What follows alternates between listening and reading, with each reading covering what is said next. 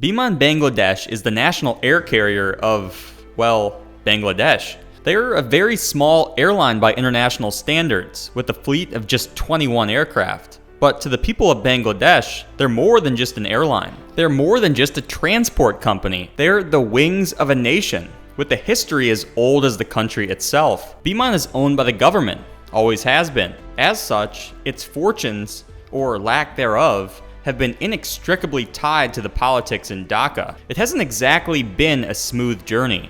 When Bangladesh was born, it was one of the poorest countries on earth, with a per capita GDP of under $150. The political situation hasn't exactly been stable. The country has seen 12 different leaders since its independence in 1971, a mix of revolutionaries, generals, technocrats, and career politicians. Each one had different views on how the country's airline should be handled, and as such, Biman rarely had the same CEO for more than a year. In fact, the company has had a mind-blowing 47 different CEOs throughout its 53-year history, each bringing their own styles, their own priorities, their own plans. Now, usually in these videos, I like to talk about each CEO's impact on the company, but if I did that for Biman, this would literally be a 4-hour video.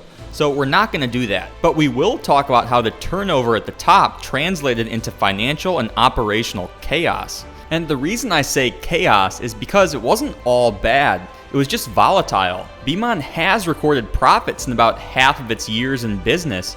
Very impressive considering its limited resources and infrastructure.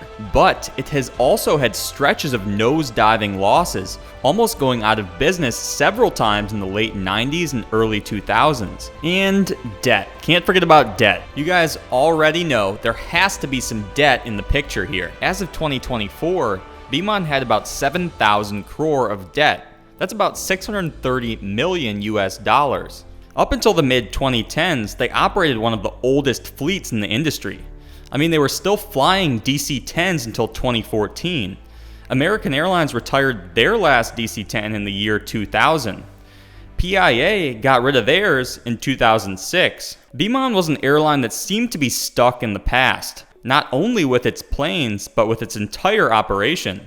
They relied on paper and pencil well into the 2000s, and they didn't have a functional online booking system until 2010. At the time, travelers joked that Biman's idea of digital transformation was adding a second fax machine. All this clutter and literal paperwork took time, and it made them notoriously difficult to fly relative to their competitors.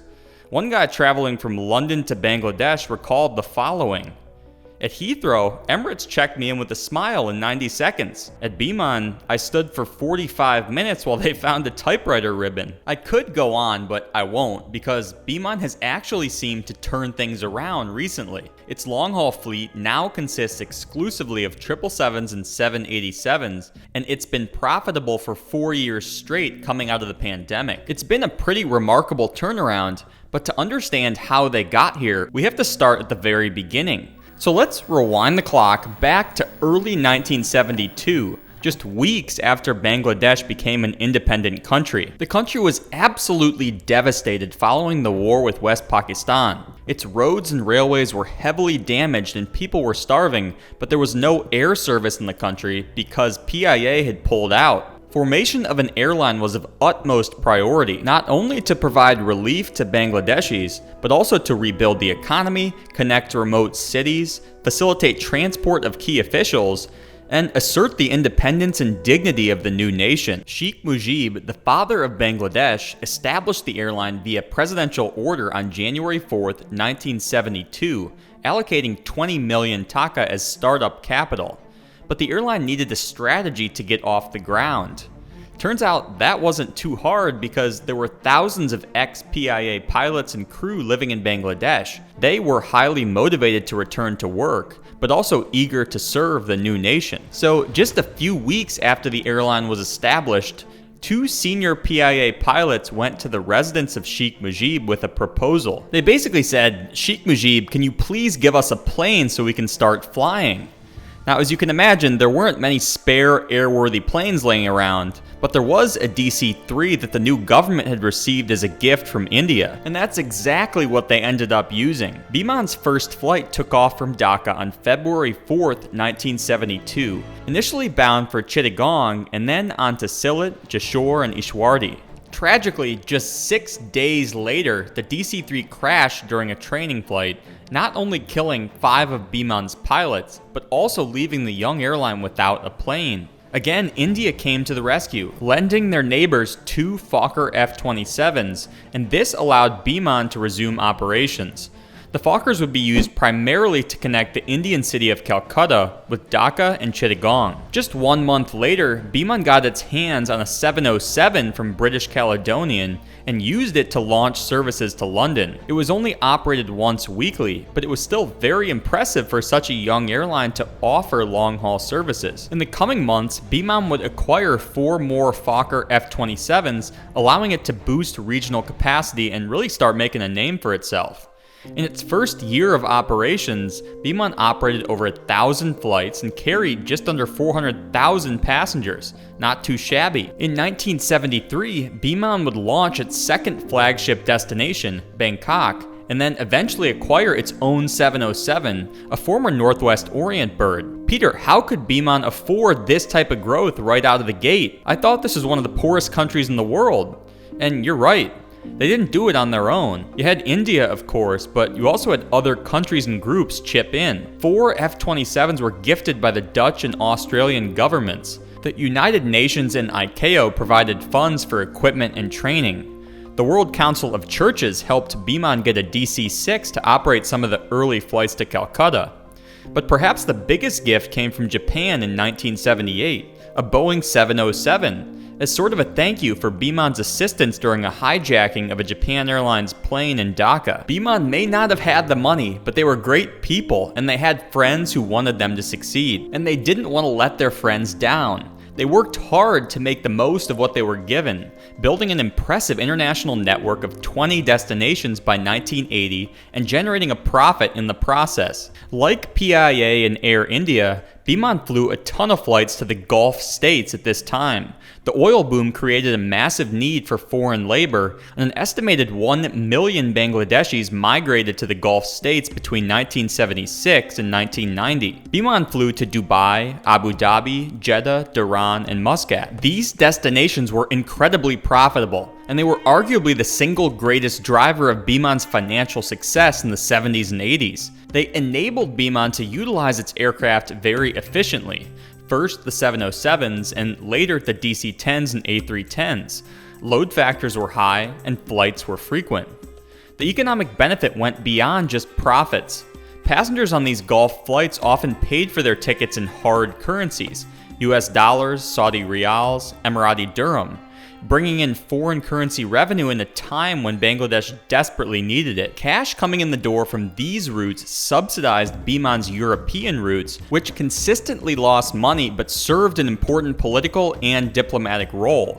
London, for example, housed the largest Bangladeshi community outside of Asia and the Middle East, so it seemed like a national responsibility to connect Dhaka to the British capital. Other routes like Paris, Frankfurt, and Rome were more of prestige routes. Biman's presence in these cities lended legitimacy to not only the airline, but the country of Bangladesh. Now, I think it's important to note that up until the mid-90s, Biman had a virtual monopoly on international routes. In other words, Biman was the only Bangladeshi airline that was authorized to operate flights abroad, so it didn't compete with any private carriers in the country. Foreign airlines like British Airways, Singapore Airlines, Saudi Arabian Airlines, and Gulf Air could serve Dhaka, but their presence was limited. All this is to say that Biman wasn't pressured to develop a world-class product or service during its first 2 decades in business. The airline offered a relatively safe, reliable, and comfortable product, but it certainly wasn't setting any standards for luxury. Now, if there was one highlight or differentiator, it was the food. Biman started a poultry farm in 1976, which was used to supply fresh chicken and eggs to its catering arm.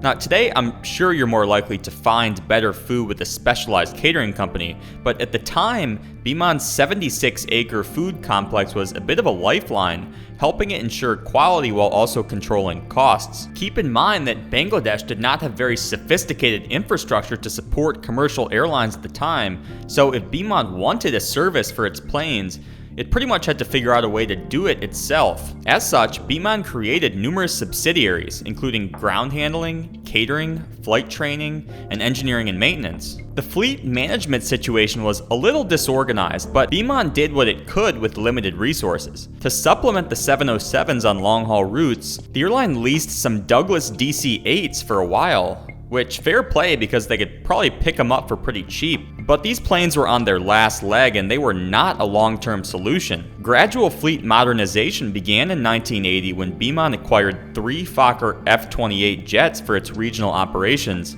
primarily for the busy Chittagong route, which was approaching a shuttle-like frequency. Then in 1983 came the DC-10s. Not brand new, but lightly used from Singapore Airlines. The DC-10 was Biman's first wide-body aircraft. With more capacity to play with, it could offer more options to passengers, and that meant introducing a first class, which I believe at one point was branded the Royal Bengal Service, but someone correct me if I'm wrong. The first destination for the DC-10s would be London, of course, but they'd later serve other places in Europe, as well as the Middle East and even New York. By 1986, Biman was flying just under 900,000 passengers per year across its commercial operations, as well as charter and Hajj flights. Now, Peter, when did things start going downhill? And I can't pinpoint an exact date, because the financial and operational data for this airline in the 80s is lacking, but definitely by the late 80s, the warning lights started flashing for me. First, the political interference was becoming more apparent. Bangladesh's military dictator, Muhammad Ershad, was very involved in the affairs of the airline, even serving as its president for a few years. Its key management personnel were consistently accused of corruption and irregularities, with the first example being in the early 90s when it was discovered that the airline had not paid its taxes to the government, but its books still showed a tax expense of 22 million taka, meaning the money went somewhere and it wasn't to the government. Then, later on, Biman's procurement department, the people who basically ordered aircraft parts, were accused of embezzling upwards of 50 million taka. They would fabricate receipts showing parts were acquired for way more than they actually were, then pocket the difference in cash. So, said another way, various people within Biman were using the airline to line their own pockets at all levels of the company. And I'm assuming the airline's leadership didn't crack down on it because they were doing it too. Throughout the 90s, Biman hired a lot of people but did not really fire any, which caused labor costs to rise considerably. Research conducted in 1996 found that Biman had 5,200 non-flying personnel, 30% more than Singapore Airlines, despite having a fleet just 1/6 the size of its South Asian counterpart. Now, despite these challenges, Biman continued to modernize its fleet and expand its route network.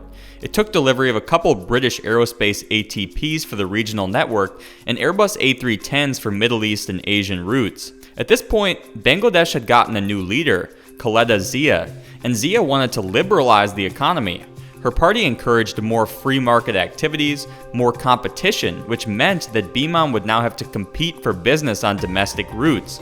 A couple of the early challengers were Air Parabat and GMG.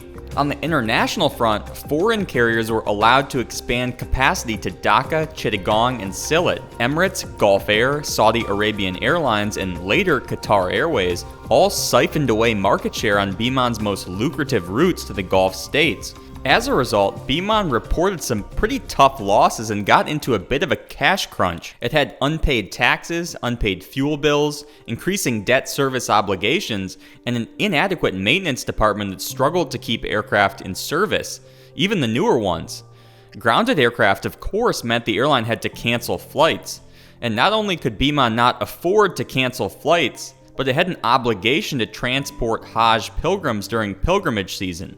So it either had to lease planes specifically for that purpose or pull other aircraft from its mainline routes. Reliability was so poor to Heathrow that the airport almost rescinded Biman's slots. In 1997, Biman got its 20th managing director in its 24 years in business. This was a man named Rafiqul Islam. He was an accomplished Air Force pilot who had escaped detainment during the Liberation War and would later become the chief of the Bangladesh Air Force. His experience serving his country earned him respect among the company's directors and employees, and he ended up being one of the company's longest serving heads at an astounding 3 years. Islam admitted that the airline had problems with culture and overstaffing, yes, but he also observed that the airline's size left it at a huge disadvantage relative to its competitors. Biman was very small at under 15 aircraft, and it was isolated. It wasn't part of an alliance, it didn't have strategic partners, and this was part of the reason it struggled to innovate and compete. Mr. Islam believed that some sort of private investment, whether from a domestic or international source,